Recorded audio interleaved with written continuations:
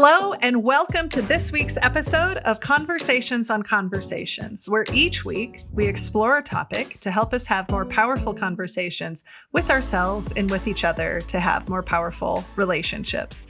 I am your host, Sarah Noll Wilson, and joining me today is a very, very special guest, Olivia Reinert. And let me tell you a little bit about Olivia, her background, and why this is such a special. So first, Olivia is going to be our youngest guest that we have had on the show to date. So she is a sophomore at the University of Iowa, where she is studying creative writing.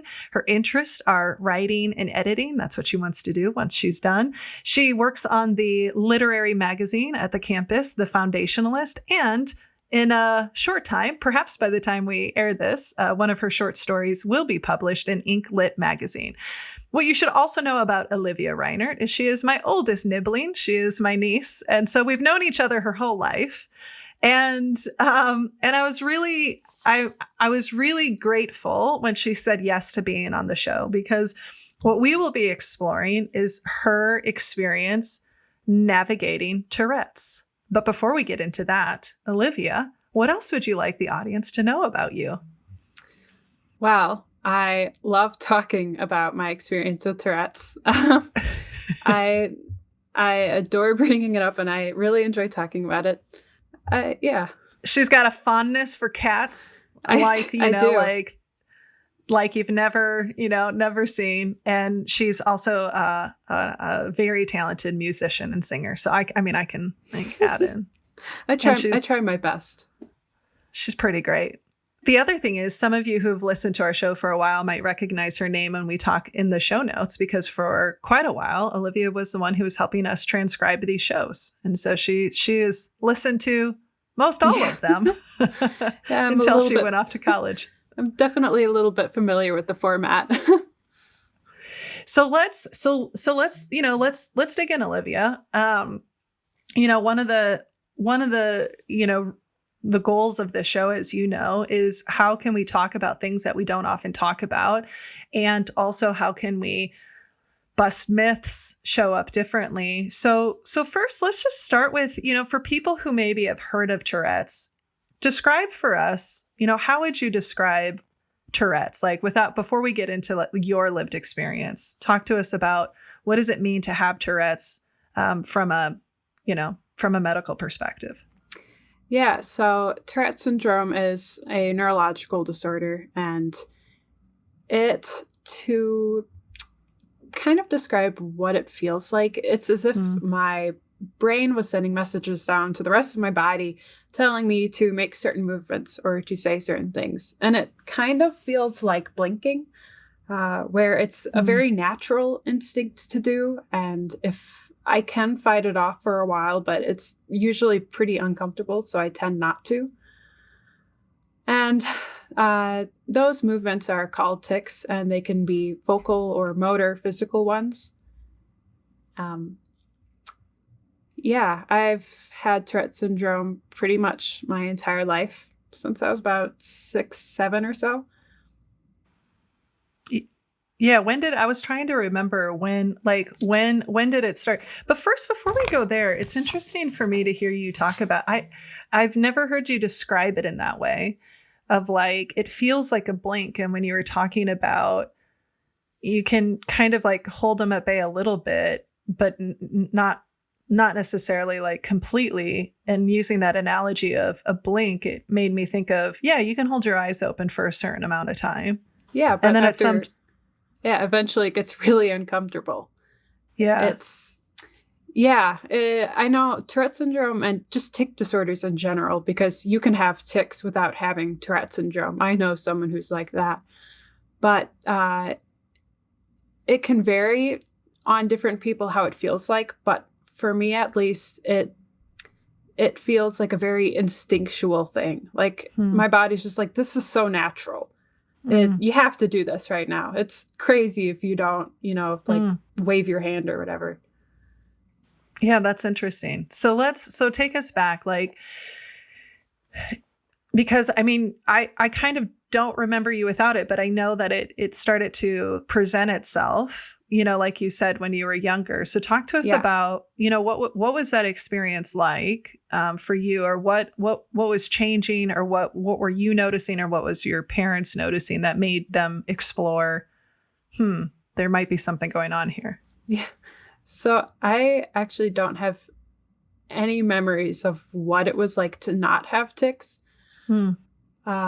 But based on what my mom has told me, I do remember having tics and that kind of like restless sense of energy in first grade at the earliest, when I started blinking rapidly was my first one. And I do remember having that tic because it's easy to satisfy, and I can do it over and over and over. So that was my very first one. And eventually my parents picked up on that and they took me to the doctor because like, why am I blinking so much? Is there something wrong with my eye? And I remember the doctor talking to us and being like, yeah, these are tics. It's fairly common for kids to get these. It's pretty common, actually. The vast majority of them will grow out of it by the time they're 18. A minority of children still end up with Tourette syndrome or like long tic disorder by the time that they're of adulthood. It's one of the things that I, hearing you describe it as like a restless energy. I know that the different tics evolve. And, for you, like, and I think just it's helpful if you're comfortable with sharing, like, for people to understand, like what it might look like. Or, I mean, I remember there were times where I was like, why does she keep stretching her back? Like she keeps, like there was a period where you would, stretch your back. So talk to us a little bit about, what does it look like, or what does it feel like for you in your experience of, because it was never just one type. And then we'll start with that question and then I'll ask a follow-up here in a minute. Yeah, so with tics, I definitely do have more than one tic at once. And tics can last a long time. I'm trying to think of what my oldest one is. Mine tend to stay pretty static. I know a lot of people who get a lot of different unique ones. And for a while, I was that way with vocal tics. For vocal tics, it can be pretty much anything. For me, mine tend to manifest primarily in whistling sounds. So I'll make like little bird calls. It's the sensation for those is interesting with the vocal ones because they tend to be inspired by other people talking. So I have a hard time being around other people who are whistling because it's like my brain wants to mimic them so bad that it's like, I know I've said it before, but the really only best way to describe it is it's a very like intrinsic sensation, like blinking, where it's like, you just have to do this right now. Yeah. It can vary though, because that's how it is with vocal tics, but I have a couple motor tics. Like I have one where I like stretch and I crack my back or I crack my neck. And for those, it's I feel pain if I don't do those. It's kind of hard to describe, but it's just like an overwhelming like sense of discomfort, sort of like an itch. Yeah.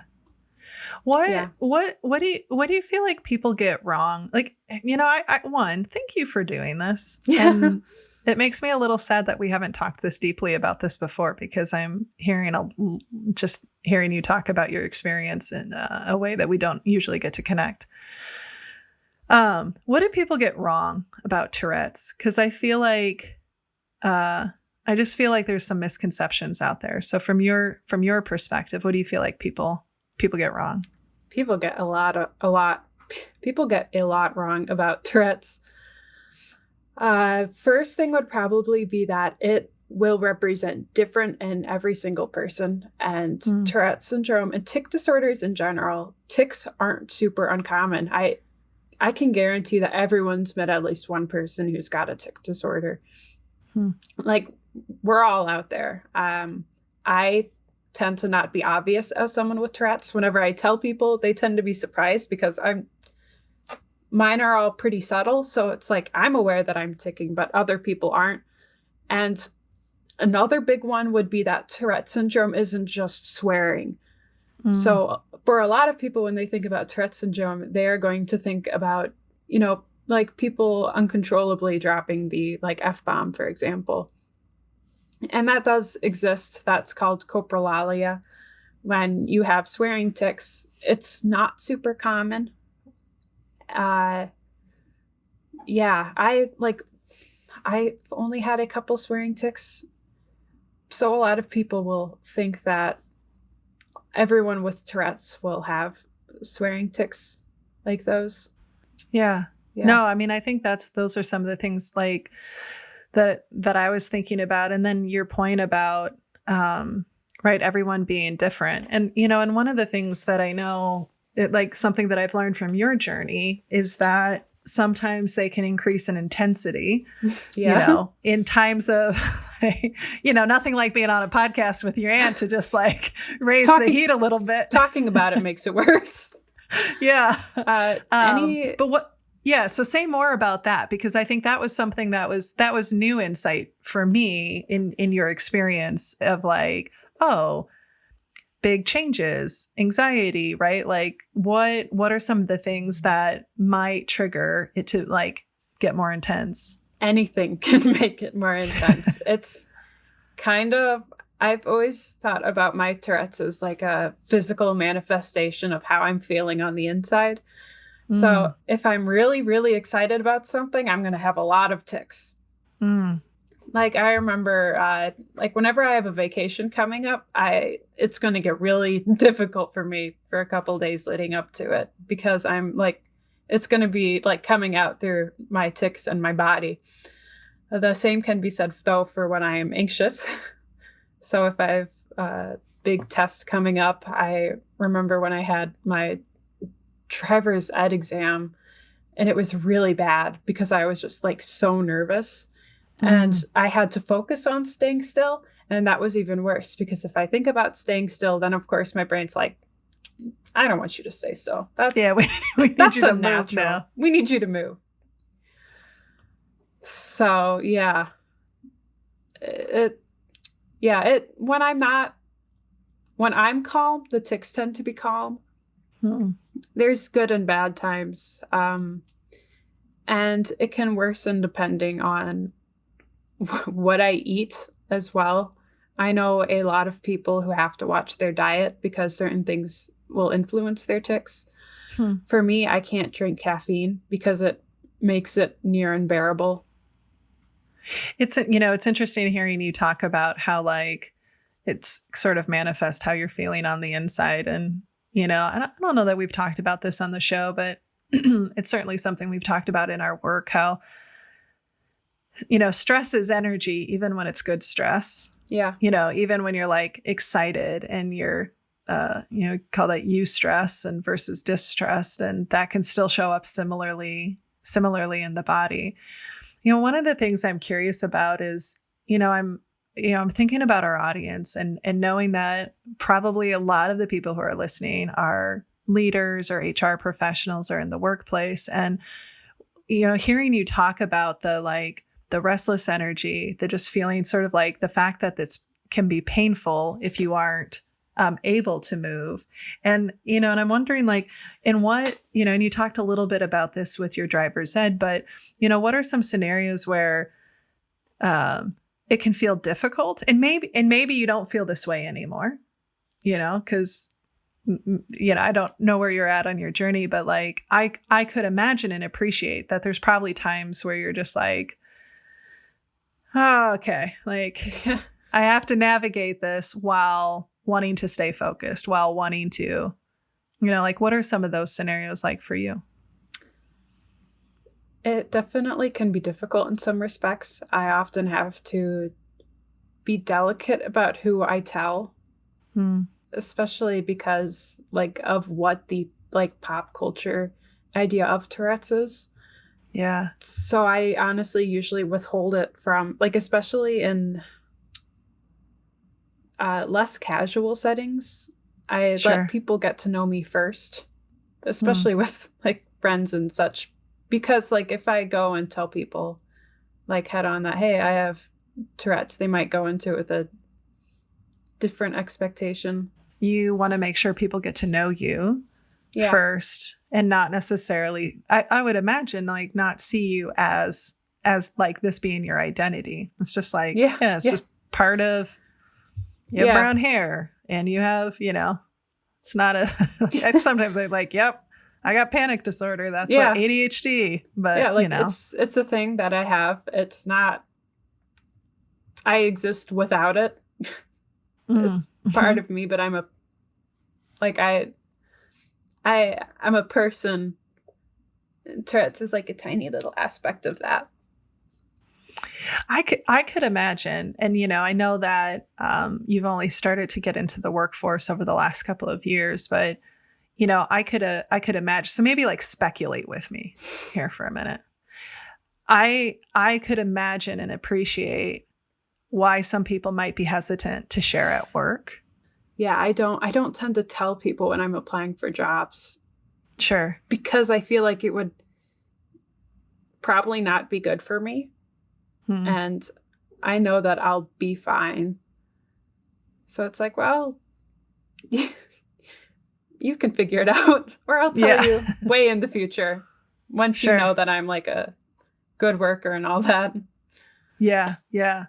Well, and there, I mean, again, like there can be limiting beliefs people have about what it means, what it can look like, making assumptions about, well, how will you behave or what are you competent with and all of that. And, and I think the other thing, and this is something we explore a lot in our work and in talking with this show is part of conversations like this is so people can become more familiar with it. So they can become, they can pay attention to it differently. They can think about it differently and they can think about how they can support people in their life with it. I think that's something I've learned as, my own experience with neurodivergent from an ADHD perspective is like, I don't know that I would necessarily tell somebody I worked with unless I had a really high level of trust with them. Now, my boss already, she knew. Like when I was diagnosed, she was like, are you surprised? Because I'm not surprised. And I was like, well, good. Thanks, Lisa. Appreciate that. What are things people like? Let's talk about the don't list, the do list. Like what not to do if somebody in your life, loved one, coworker, friend, family member has Tourette's. What are the things? What are traps people fall into that you're like, please don't, just stop? Oh man, there's quite a few. One that I've found a lot is that when I tic, and this tends to be more on like really noticeable tics, people will feel the need to like acknowledge it in some way. And I've talked to a lot of other people with Tourette's and they'll like talk about other people like cracking jokes about their tics. And it depends on the individual person, but I would say that if you meet someone with Tourette's, don't acknowledge the tics unless the person like gives you the cue. Like I just let them lead the way. I've had some interesting encounters with other people because maybe I'll have a tic and it's like I'm just trying to do my best to like ignore it and move on, and like they'll draw focus to it. It's like, well, there's not a whole lot I can do about it. I'm sorry that you think me cracking my knuckle is gross. I think it's gross too.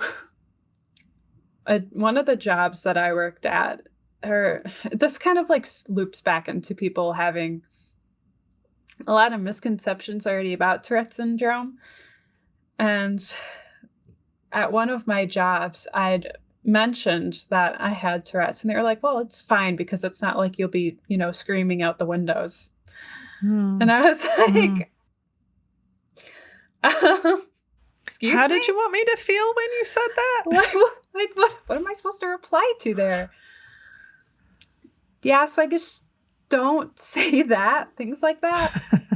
I really love the way you said, like, let the person lead the way. And I think that can be applied to so many situations, right? Especially if we're talking about, various disabilities, disorders, challenges. I mean, kind of in anything, right? Yeah. Like let the person lead the way. And, and sometimes I think that, people don't always realize the impact of a joke being sarcastic, right? Yeah. Or to your point, drawing attention to, and I think that idea of just like letting the person lead the way. What are some other ways, or what would you add to that of ways people could be supportive of somebody in their life that has Tourette's? I like, again, just letting them lead the way, going into it with an open mind. Like the person who said that to me wasn't malicious about it at all. They were joking, but it, was still a little hurtful. Yeah. I guess it's hard with something that can be as noticeable, and it's like really when like you see someone like loudly saying something over and over in public, it can be hard not to like draw a judgment on that person. But I suppose if you know that they have Tourette's, and it's for a lot of people, it's you can recognize it. Yeah.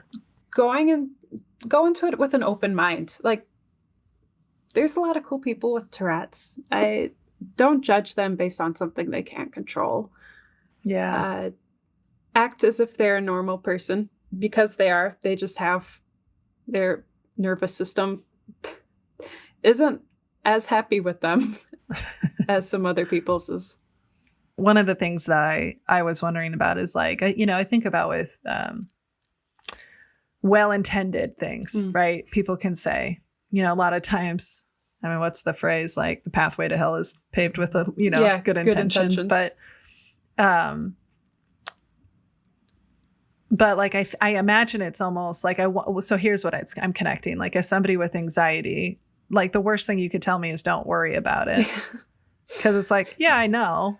And my brain's like, but do it anyway. Yeah. And I would imagine it's probably similar if people are like, oh, stop moving or stop fidgeting. Like I can imagine that. Just don't do the tic. Just don't. Yeah. Simple as that. Like if I could, oh, that's never occurred to me before. Wow. I'll have to do that right now. Yeah, that one's definitely annoying. Yeah, I could imagine that, especially if somebody's like a parent, or they have young ones and they aren't, they think they're just screwing around or whatever the case is, and not understanding it. What, I'm curious, and again, like feel free to answer or not. Like how did your relationship with it evolve? Like, was there a turning point? Like, were you always at a place of acceptance with it? Or was that something that has evolved? Is that continuing to evolve? What is that, what has that journey been like for you? Because I think about with like, whether it's neurodivergent, mental health, right? Physical disabilities, that what I've learned from my experience is that things I can't cure, I just need to figure out how to have a different relationship with. Yeah. Right? Like my panic disorder and ADHD doesn't go away. So how do I have a different relationship? And and because you are still young on your life journey, right? What has that evolution been for you with your relationship with Tourette's? Yeah. Well, I'm grateful that I've had it my entire life, because for me, there wasn't any gauge of not being forced to move, multiple times a minute. I have a friend who, she knows someone who just like developed it when they were 17. And that was huge for her, because, you live having full control over yourself for 17 years of your life. And then one day you wake up and, it's an adjustment, and it can be really hard. So I've personally always felt lucky that I don't have it. For me, the concept of not having Tourette's feels unnatural. Like it's just something I've always had. So I tend not to think about it, because, it can be really easy for me to sometimes think about like, oh, people don't have like these pains all the time, or they're not scared about accidentally whistling in public because someone else is whistling. And I like that can definitely get me on a bit of a like bitter thought process. Yeah, so the wishing pits. I call them the wishing pits. Yeah, the wishing pit. Yeah, it's like, oh, I wish I didn't have Tourette's. I wish I didn't do this, but I can't do anything about it. It was definitely a little bit harder for me when I was under 18 because I you know, like I would hear so much that I would outgrow it or all these other people outgrew it. And then I never did. I mean, maybe potentially I still will one day, but chances are it's pretty low statistically. Yeah. Yeah.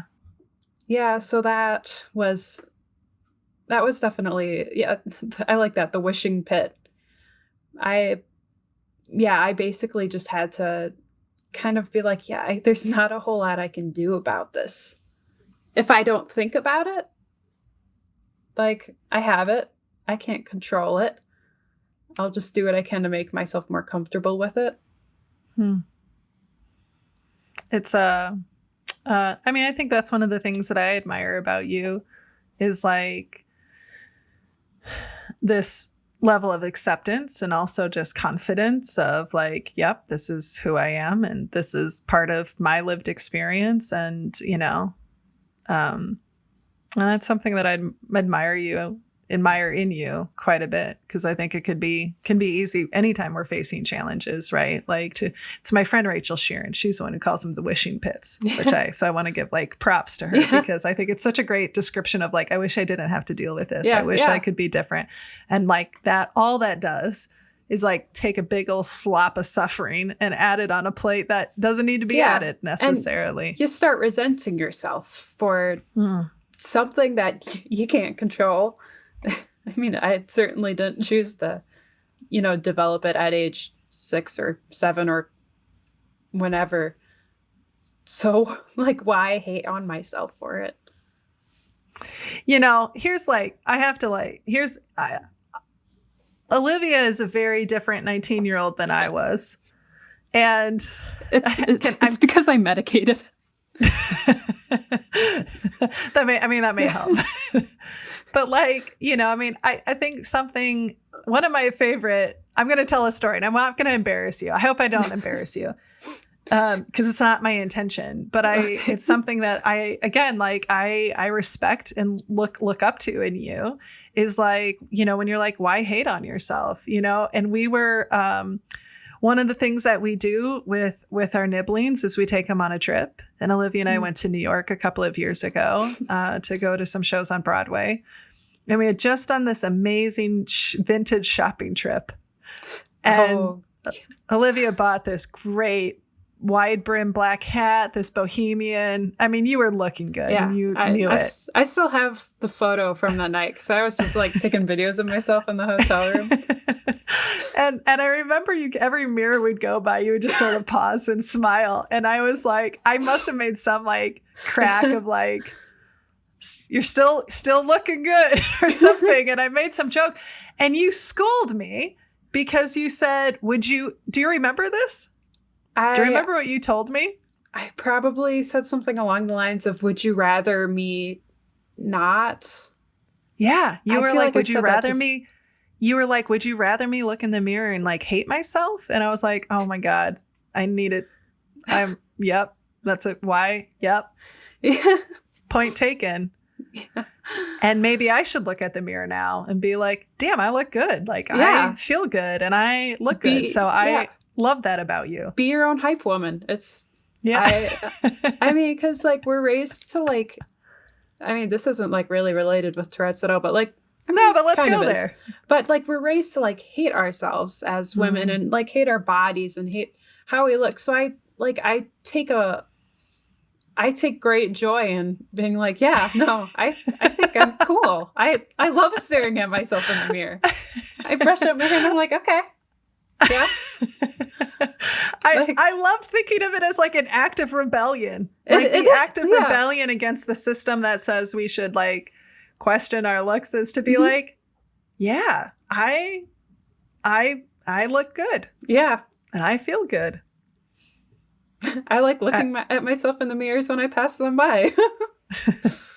So that's a challenge to all the women listening, is like, next time you look by the mirror, right? If you catch yourself hating, just like find some joy in fighting against the system that tells you should like not like what you look, you know? I mean, it's like message upon message upon message upon message, right? Of like, you're not thin enough, you're not young enough, you're not pretty enough, you're not whatever, you know, your hair is not curly enough, it's not straight enough.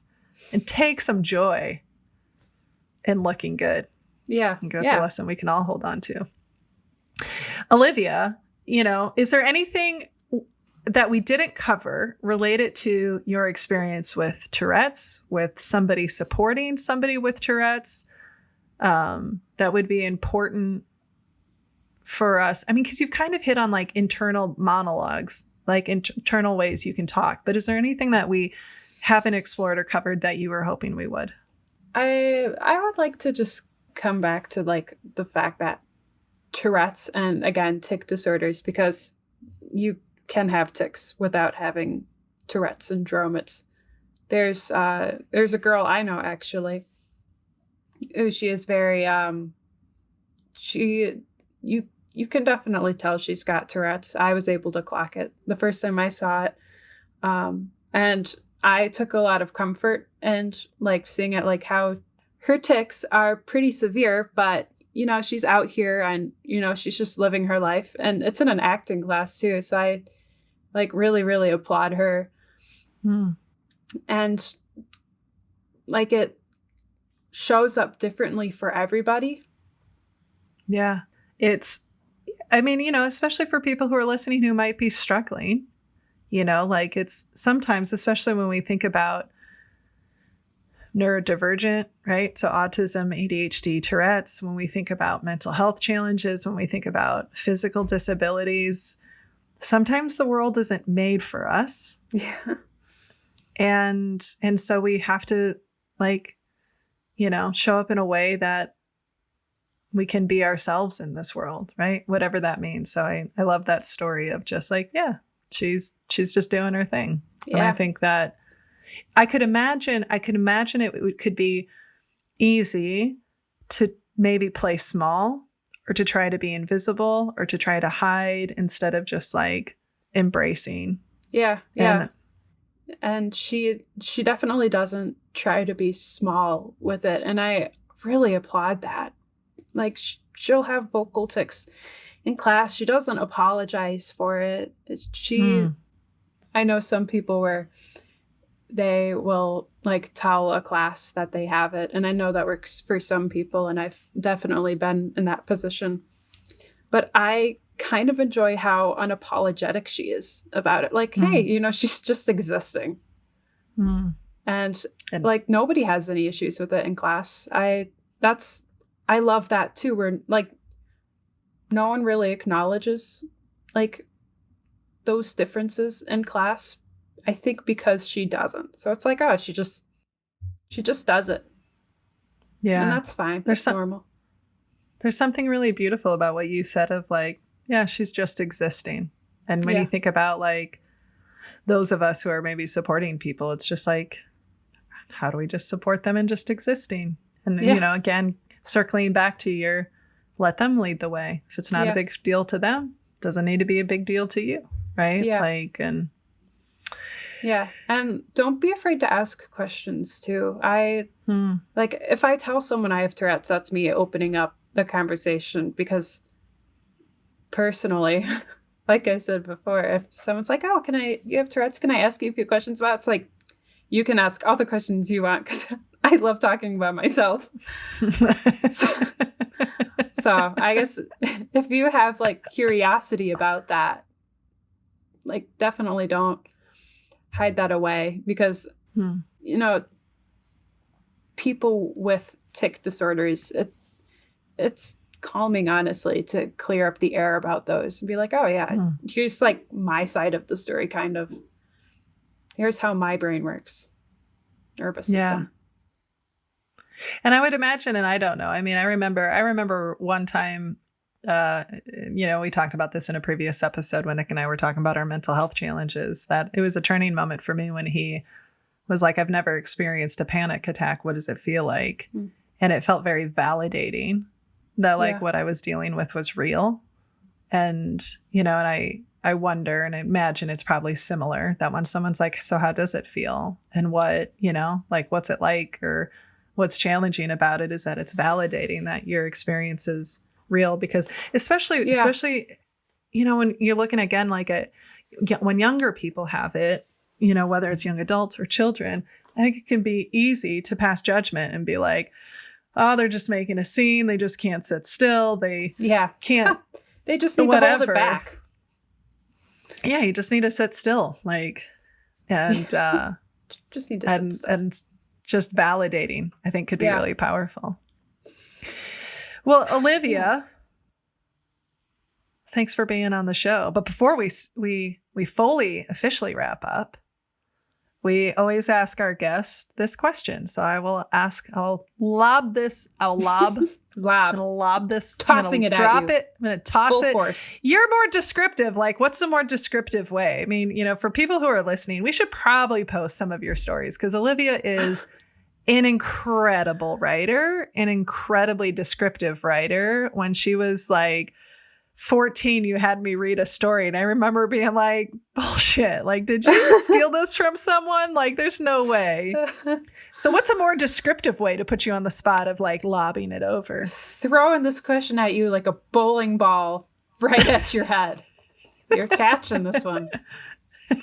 Are you catching the bowling ball at your head? I did, because while we were chatting, I actually did come up with something. Okay, good. All right. So we call this a delay tactic, folks. We're just, All right. So here's the question for real. The question that we always ask our guest is, what is a conversation you've had with yourself or someone else that was transformative? So in one of my classes, public speaking class, our final project was we could give a speech on anything we wanted. It was entirely up to us. And because I was tired of the class, I chose, I chose the, easy route, and I picked Tourette's because I didn't have to do any research for it. So I decided to go on with that. And I had the whole speech written, everything planned out. And then it was I think the final week of it was the week of finals. And I had a friend who I talked to her a whole lot about my struggles with Tourette's. And we were in a student lounge, and I was like, hey, can I practice my speech on you? And she was like, sure.